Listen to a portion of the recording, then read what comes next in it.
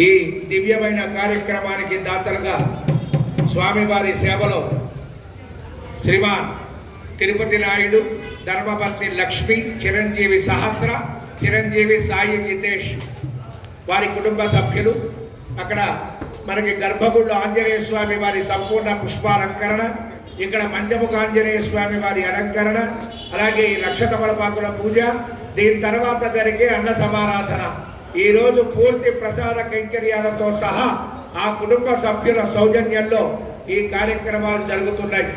ఎవరైనా సరే ఈ లక్ష తమలపాకుల పూజ కార్యక్రమం చేయించాలి అంటే ఆలయ కౌంటర్లో సంప్రదించండి.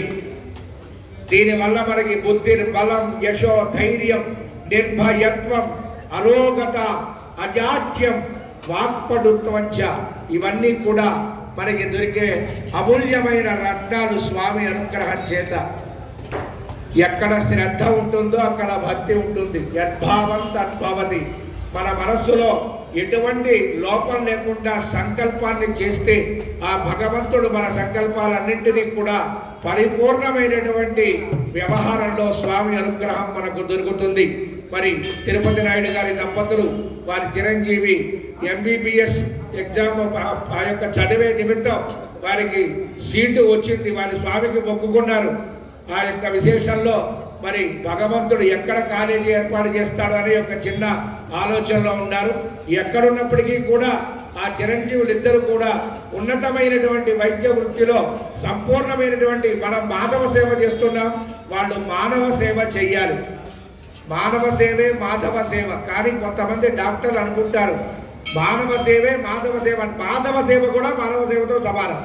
కాబట్టి అటువంటి మహత్తరమైన అవకాశం ఆ యొక్క నాయుడు గారి చిరంజీవికి ఖచ్చితంగా స్వామి అనుగ్రహం చేత ఆ చదువులన్నిటికీ కూడా ఆ వీరాంజనేయ స్వామి, నీలకంఠేశ్వర స్వామి, సుబ్రహ్మణ్యేశ్వర స్వామి, పంచముఖ వీరాంజనేయ స్వామి, లక్ష్మీ నరసింహస్వామి సంపూర్ణమైనటువంటి మనస్సంకల్పాన్ని దయచేయాలని పరిపూర్ణ మంగళాశాసనం చేస్తూ ఉన్నాం.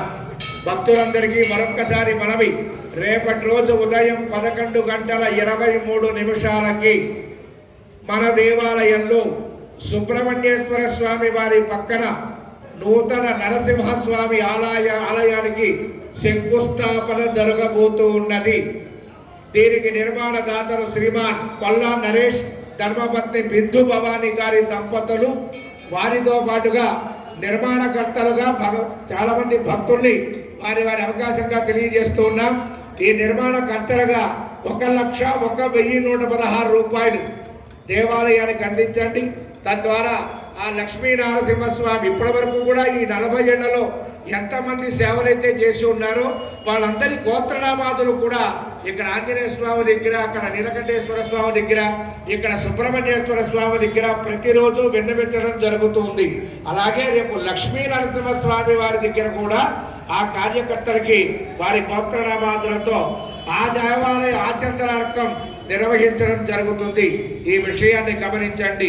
జై బోలో రాజా రామచంద్ర మహారాజుకి. ఎక్కడ వారు లేచి నుంచోండి. జై శ్రీమన్నారాయణ.